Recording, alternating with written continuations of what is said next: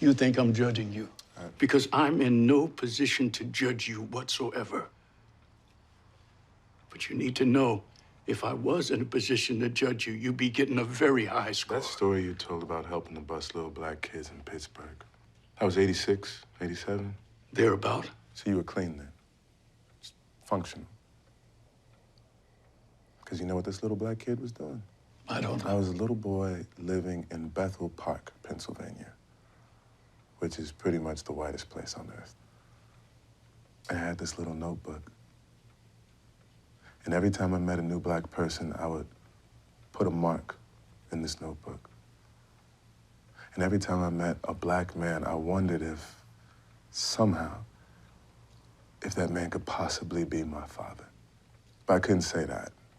You know, I couldn't say it out loud because I loved my father. My white father. My white mother.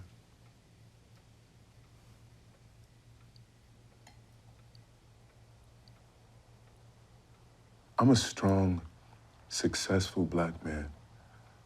My wife and I give a lot of thought to how we raise our girls, believe that? Yes. The fact that my daughter doesn't find anything unusual about her playing Snow White. That's the whole idea, right? Look, I don't know everything, William. I don't. But I wouldn't change a thing about my parents or the way that I parent, and I will not apologize for any of it. You shouldn't. Because I don't. I should. 3 weeks I've known you and I still haven't said the words. You don't have to say I'm sorry. I am so deeply sorry. I did everything wrong by you, and you've done everything right.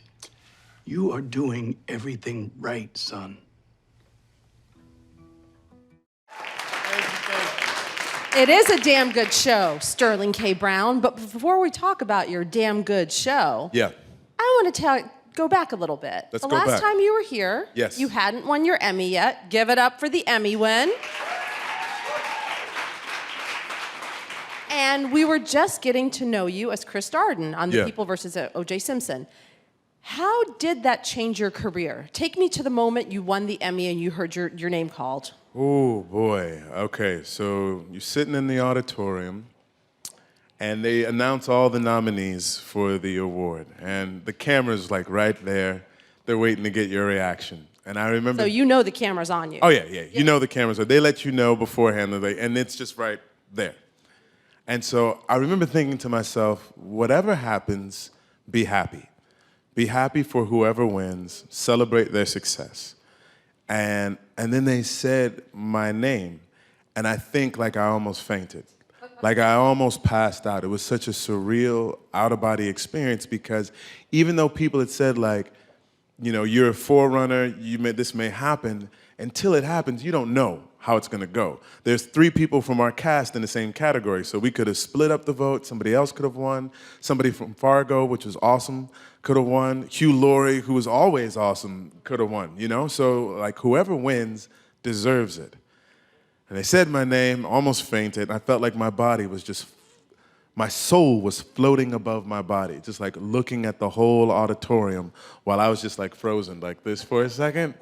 And I had to remind myself that I only get about 60 seconds to get up on stage and make a speech. So walk up there, try not to fall, speak with distinction. And what was most overwhelming when I got up there and to see the view, like people stood up. Like my peers, the other actors and producers, like everybody in the room was standing up. And I was like, wow, like that level of appreciation to hit you at that moment in your life was probably one of the more surreal experiences that I've ever had. So it was great. It was definitely a top 10 moment in a person's life. Yeah, for sure. Well, had you already started shooting This Is Us, or did that come after? We were shooting This Is Us. My castmates all were like, you know, good luck. We're wishing you the best.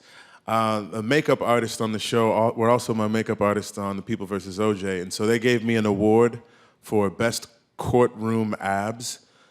because they'd seen me with my shirt off, and they wanted to make sure. Yeah. They wanted to make sure that I didn't leave, the weekend empty-handed. So they gave me something. What did the award look like? Oh, it's like a guy with like the stomach sort of like out or whatnot. It's pretty cool. I think he's like pulling his shirt open, kind of like Superman. But there was so much love and like support. And then I won on Sunday, and I had to go back to work on Monday. Originally I was supposed to have the day off, but we had some things that we had to shoot. And the reception that I got from everybody was incredible. Like it's the most loving and supporting cast that I could be a part of to go into it from People vs. OJ. Well, congratulations. Thank you. And I can honestly, truly say that this is one of the best shows I have ever seen. I cannot believe it is on a network. Legit cannot believe it is on a network. The issues that it deals with, the level of honesty with which it handles race relations, the conversations that you guys have, the parenting issues, is amazing. How many of you guys have seen it? It was one of the most buzzed about shows going into the fall, and I'm really glad it's doing well. Thanks. And let's catch up with Randall, your character. Sure. So at the beginning. And sorry, spoiler alert, the episode aired last night, so. Okay. Yeah, if you haven't seen last night's episode, earmuffs. Mea culpa. So in the pilot, we know Randall, everybody's turning 36. Randall has never known his biological father. He was adopted at birth. And at age 36, he's looking to connect with his biological father for the first time. He seeks him out and he finds him. And he also comes to find out that his father is terminally ill with cancer. And so in spite of his best judgment, he invites this man back to his home to be in his house with his wife and his 2 little girls. And they begin this relationship, not knowing where it's going to go or what's going to come of it, but just knowing that he needs him there. Like, needs him on a level that he's not even knowledgeable of. And they begin to know each other and spend time with one another, and Randall begins to learn like what his father did, what William did, and sort of explore his artistic side in different episodes of the show. And just sort of bond. Like, as a man who lost his father at age 10, like I recognize, and as a father of 2 now, I ask myself, like, man, I wonder what my dad would do. Or if I could just talk to him about like what I was like at that age, and oh yeah, man, you were just like him, etc. Like Randall sort of, not exactly, but has an opportunity to find that relationship with William. He's very successful. A businessman. No one really knows what he does. No one really knows what he does. I can kind of explain it, but it'll sound about as convoluted as when Randall explains it to anybody else. But he has a beautiful wife. They've known each other for 17 years, a very solid marriage, 2 beautiful children. But he's this adopted kid in a family with another brother and sister who are white. I was raised by Jack and Rebecca, also white.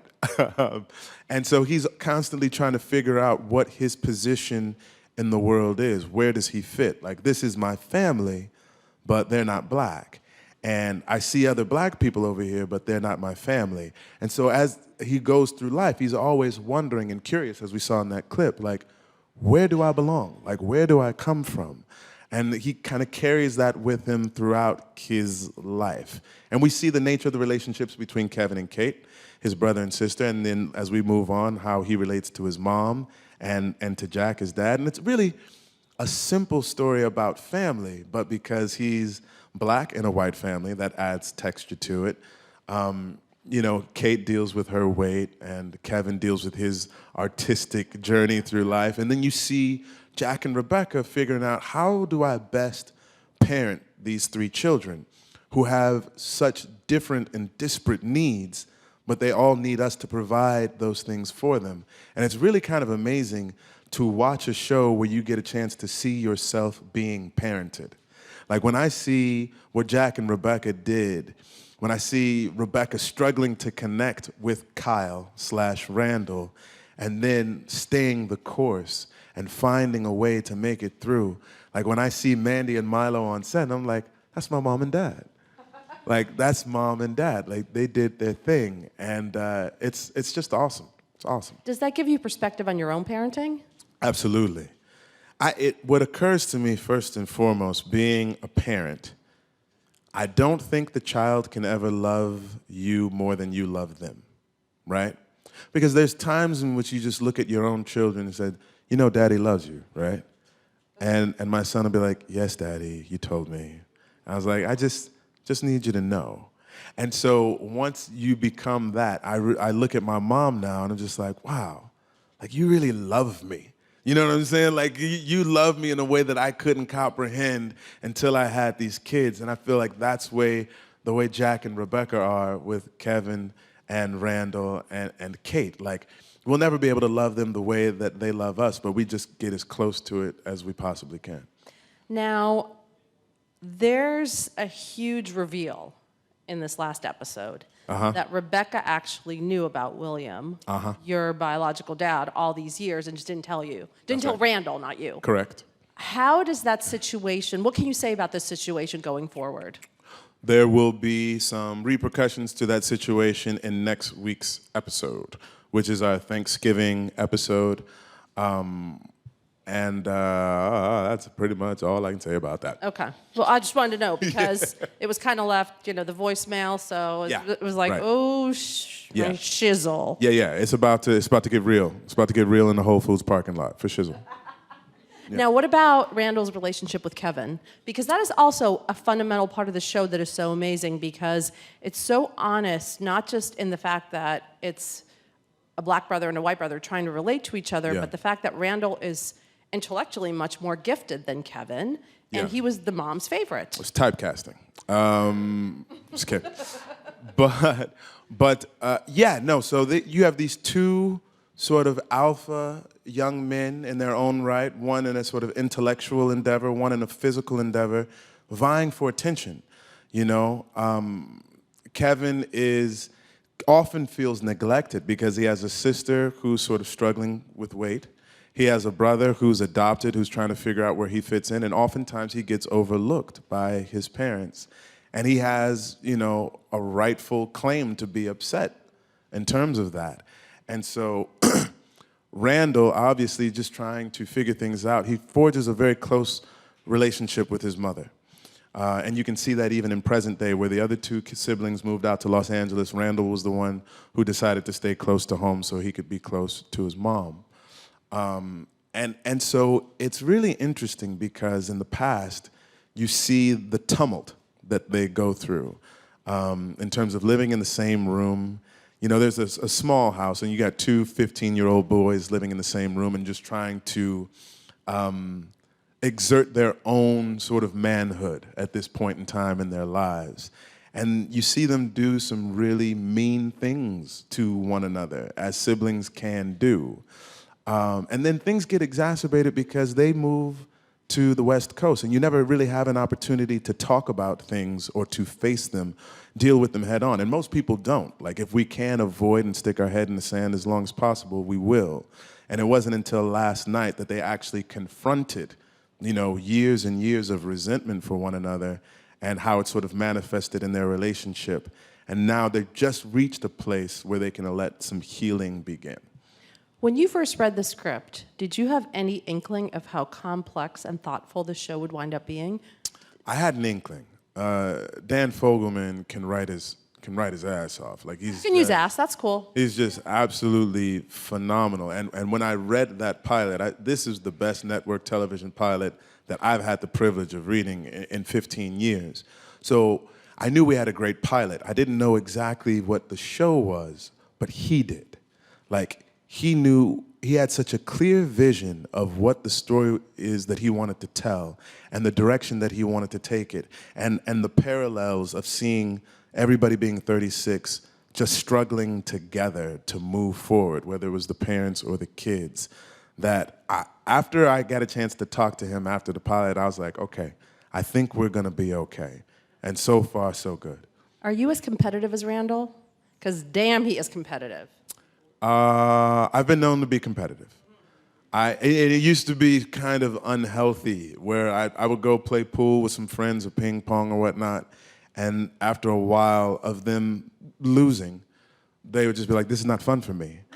And I said, that's my fault, man. I apologize. So I've learned to like introduce a little bit more levity into it and not care as much. But you know, I play to win for sure.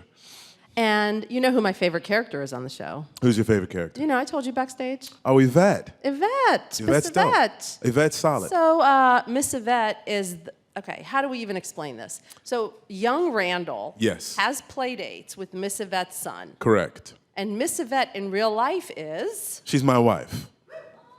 She's my wife. It's cool because like at home we do kind of role play, and I was like, just say you're Yvette. And she's like, that's weird. And I was like, just do it. Just say it and just go along with it. No, I don't do that. But I think I might now after I just put it out into the ether. So get ready, Rye. What has been for you the biggest personal implication of playing Randall?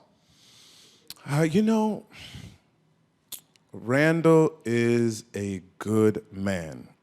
He's not a perfect man, but he's a man who always does the best that he knows how to. And I never underestimate or overlook the power of imagery in terms of what we're putting out into the world. And to play someone who is as positive, as loving, in the supportive, loving relationship that he and Beth have with one another. Like I've had a few people like talk to me about like what you guys are doing.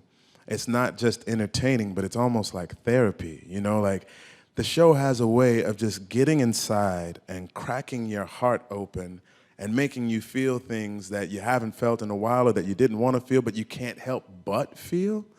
And to be a black man who is there, like taking care of his family, loving up on his children, like I don't take that for granted. And so to be that in the black community and for the world community to see and recognize the humanity of a man who is also black, I really love and appreciate that opportunity. And you do such a great job of it. I mean, honestly. Thank you. And especially the family. I just want to go back a little bit too to the family dynamics.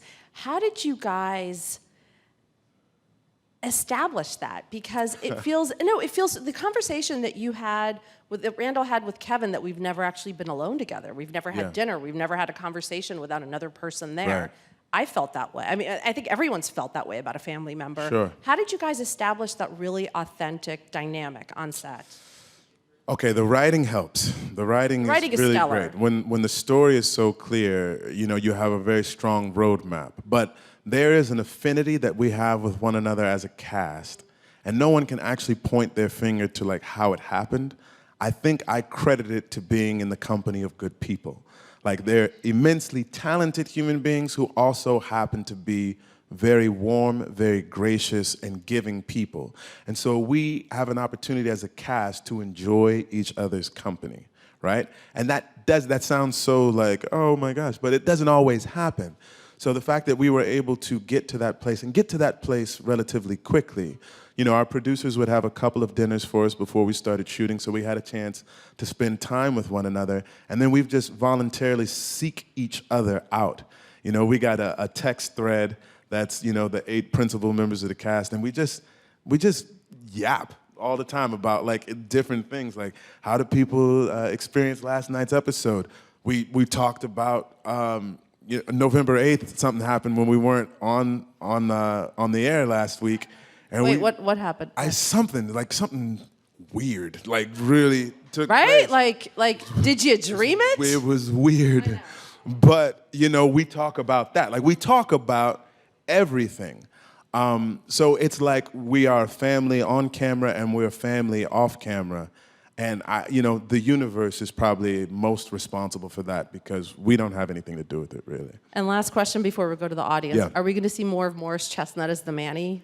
Quite possibly. Like, that really was funny. Like, That was amazing. I was cracking up. And when we shot it, it wasn't there yet, so we're just sort of imagining. But when I actually saw it, I was like, that was probably one of the funnier sights that I could see. I'm not quite sure. We'll have to talk to Morris. He's busy. He is a little busy. Yeah. And to our audience, please.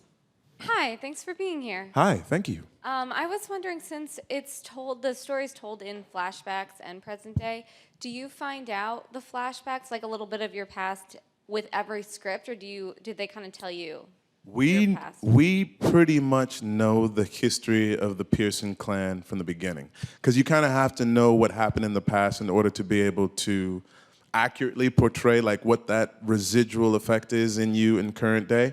So when you go into the writer's room, they have like this big wall of like major events that took place in the Pearson family. So we know all these things. We know when Jack died. We know kind of like when Miguel came into the picture, et cetera. So it's really cool to be able to walk in there and see the whole family history. Next question, please. Hello. Hello. I just wanted to know, since your character struggles with being a black man when he's growing up, did you have a similar struggle growing up? That's a good question. I would say yes. I'm from St. Louis, Missouri, but not the same struggle as Randall. I mean, I have a black family, so that struggle is different. I wasn't adopted, and my mom and dad were there, but I think growing up black is always something that you're trying to figure out. You know what I'm saying? In particular, being dark-skinned in St. Louis, Missouri, light-skinned brothers were getting a lot of play. I'll Be Sure and Chris Williams were like the soup du jour. So just like getting people to see you as like attractive or something like that. And then I did go to a similar school that Randall goes to, sort of an all-white prep school. And that was a very interesting journey because there would be times in which I'd be accepted, and then there are times in which I felt very much on the outside. When it was football season, people loved Brown. Like, people loved it, and then football season would be over, and be like, all right, moving on, what's next? Dating was always a very interesting thing. Yeah, I don't want to get all into it, but like, yeah, St. Louis is very black and white, and those two cultures, it's a very segregated city as well. So you learn your place very quickly, like where you're supposed to be, where you're not supposed to be. So my struggles were different than Randall's, but struggles nonetheless. Next question, please. Hi, nice to meet you. Hey. So my question is, what genre are you looking into next? You mean like comedy, drama? Well, you just wrapped Thurgood, right? Yeah, we shot a movie about Thurgood Marshall in between the pilot and now, which was really, really great. So I like that. I just got cut from M. Night Shyamalan's movie. Oh, boo! No, he actually sent a really nice email saying like, just thematically the character didn't work with the rest of the story. So I was like, all right, man, that's cool. But I like all genres. I love drama, I love comedy, I love film, television, theater. As long as the story is good and sort of illuminates the human condition in a way that's interesting and new, I'm down to tell the story, so it doesn't matter. And last question over here, please. First of all, as a Pittsburgh child of the 70s, I really appreciate kind of the context and aesthetic of the show. Yes, ma'am. And my question is, you spoke to the strength of knowing the timeline of the family and the siblings' stories, but how much interaction on set do you have with the actors that play the siblings as kids? You know what, we'll, not a ton, but there'll be shootings either before us or after us. And so we'll get a chance to see each other as we're sort of crossing paths. Lonnie, who plays 8-year-old Randall, has been the only Randall that we've seen until last night. And I'll see that young man every once in a while, especially after episode 6. He has this beautiful scene with Milo when he has to admit that he has mathematical prowess that everybody else didn't recognize. I said, bro, you're doing your thing. And we get a chance to share in creating this character together. And the young man whose last night I thought was exceptional as well. Haven't met him yet, but I look forward to it. It's nice when he gets to know, and like Kevin and Kate, we'll get a chance to interact with them too, that when we get to tell them that like we're in this together creating these characters, they appreciate it. And I appreciate the work that they put into it. And last question for me, where do you Yes. keep the Emmy? The Emmy is in the garage. in a box. Now, that's not false modesty. It's not like, oh, no, I don't need to see my Emmy. Believe me, I go out to the garage and take a look at it as much as I can. But it is sharp. The wings on the Emmy, like somebody got gouged that night, and I saw their hand bleeding, and I was like, oh, note to self, be careful with the Emmy, especially when you have a 1-year-old and a 5-year-old running around the house. So it's basically in the box in the garage for safety purposes. If I find the display case, I will move it inside, hopefully sooner rather than later. And when can we watch the next episode? Next episode will be next Tuesday, 9 p.m. on NBC. This is us. Check Thank it you out. so much for being here. Thank you. Appreciate it, guys. Thank you.